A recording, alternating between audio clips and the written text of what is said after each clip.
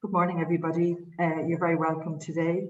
We're joined by Marina Ryan. Marina is the acting coordinator of the Laois Domestic Abuse Service, and she's kindly agreed to come on today to give us some awareness of what they actually do in the local community and how, in particular, the business community can help. Good morning, Marina. Would you like to give us a little bit of background about the service that you offer in the community? Yeah, no problem, Bernie. And I suppose, first of all, thanks so much for the opportunity to participate in this today. I suppose Laois Domestic Abuse Service, it was established in 2006, so it's 14 years ago. And we started off in a couple of rooms in the parish centre, and then the service progressed on to having a unit there across from the Garda station in Kellyville Court. And just recently then we've moved to the Mountrar Road. So I suppose the service has evolved over the years. We support information, or we provide support, information, advocacy, court accompaniment and counselling to women who are experiencing or have experienced domestic abuse in Laois County. And most recently we have a new children's worker, and they will be up and running soon, working with children and young people who have been affected by domestic abuse as well, living in Laois. Okay, and we've all heard in news reports, particularly over the last few months, how the incidence of domestic abuse has risen during the restrictions. And, you know, I'm sure it's a worrying time for you when you're, you know, there's new restrictions imposed from tomorrow, and hopefully they're not going to increase. So are you still able to operate with these new level 3 restrictions? Yeah, so currently within level 3 restrictions, we would still be able to provide our face-to-face appointments. Now we will have screening questions that the clients will have to complete over the phone, and the client will have to wear a mask when they enter the service initially. We have all our COVID protocols and everything in place to ensure safety for clients and for staff that are working in the service. And we have recently moved to new premises. So our rooms, our support rooms and our counselling rooms are all bigger rooms, so we can maintain the 2-metre social distancing as well throughout the appointment. So that's really good. And I suppose for clients to know that they'd be safe when coming into the service. But I suppose the COVID pandemic itself has had a huge effect on our service, because we haven't had any face-to-face appointments since March. So that's 6 months where we haven't seen women face-to-face.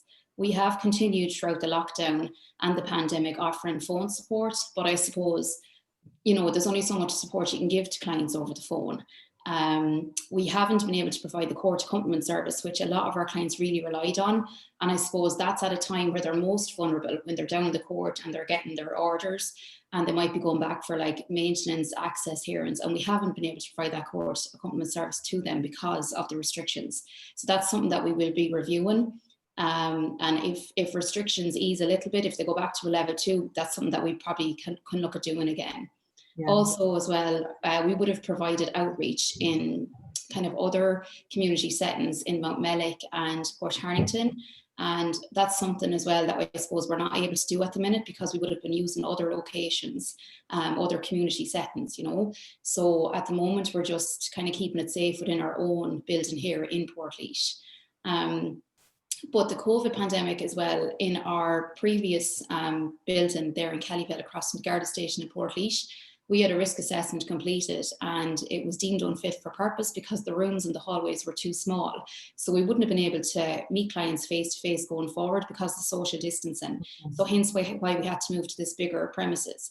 And obviously, Bernie, with all that comes additional costs and stuff like that.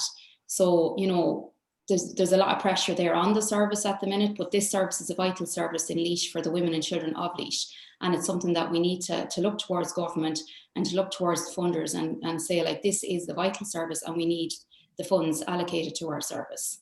So yeah, there's been huge change in the COVID pandemic. And then obviously there's been an increase as well with calls. So I suppose when the lockdown hit first back in kind of end of March, April, things went really, really quiet. Like, it was nearly chillingly quiet.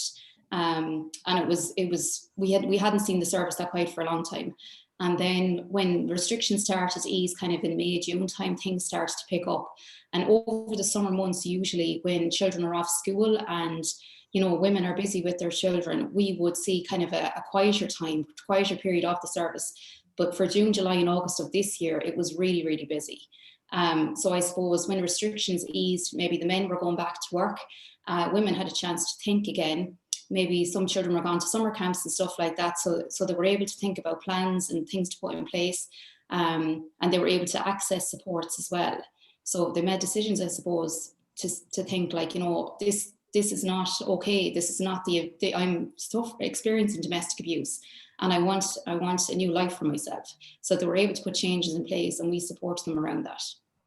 We were chatting before this interview, and really you wanted to highlight and make people aware that it's not always the obvious, you know, domestic abuse story. This could be happening right under your nose with a family member or a close friend or a neighbour.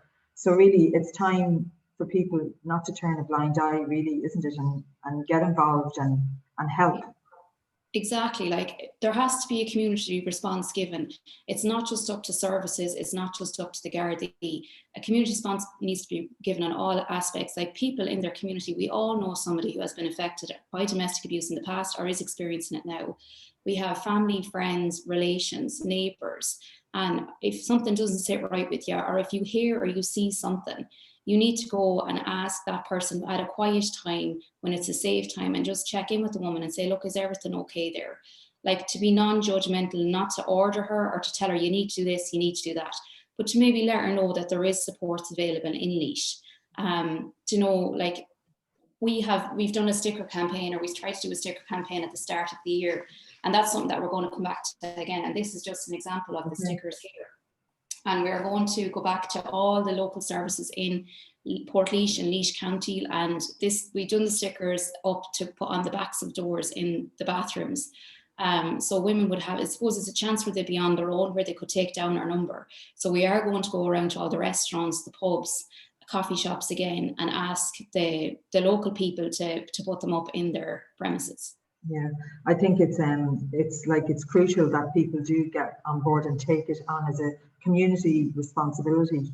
And even if you just hand somebody the number, the contact number, and say nothing else, you're doing something, and hopefully at some point that person will be able to make the call when they feel brave enough to do it.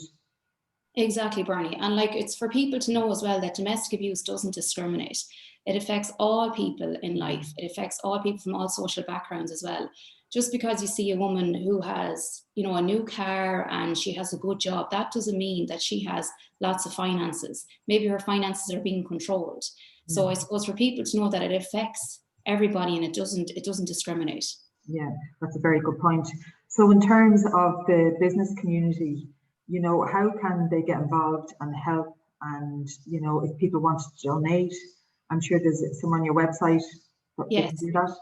Yeah, so we have a website. It's www.laoisdomesticabuseservice.ie, and on our website we have a donate page. And I suppose obviously as well, this year with the COVID pandemic, we would have had 2 fundraising flag days. One would have been in June, and one we used to do again kind of coming up to Christmas time.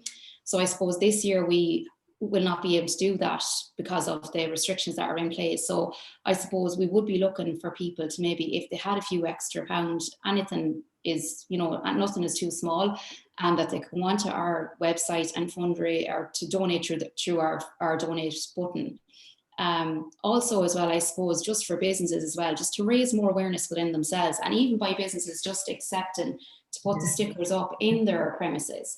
Like, we would have had a good response from most premises around the town when we went to do the sticker campaign kind of in January, February of this year. But I suppose some premises were a bit hesitant to take the stickers or to put them up, even in places like, you know, where families would frequent.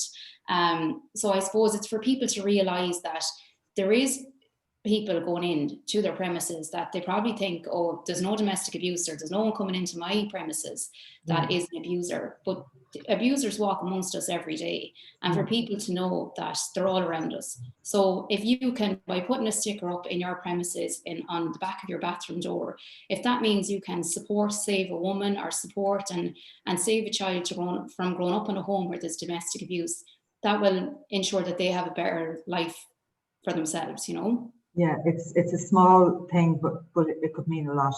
Exactly. So I suppose the message for businesses, if there's a lot of businesses taking part in fundraisers to kind of motivate their staff. So if you're looking for a worthy cause to donate anything, I think the Laois Domestic Abuse Service would a well-deserving cause, and particularly in these very trying times. And, you know, we're heading into the dreaded winter months. Nobody really knows what's going to happen. And so it would be a huge benefit for you guys.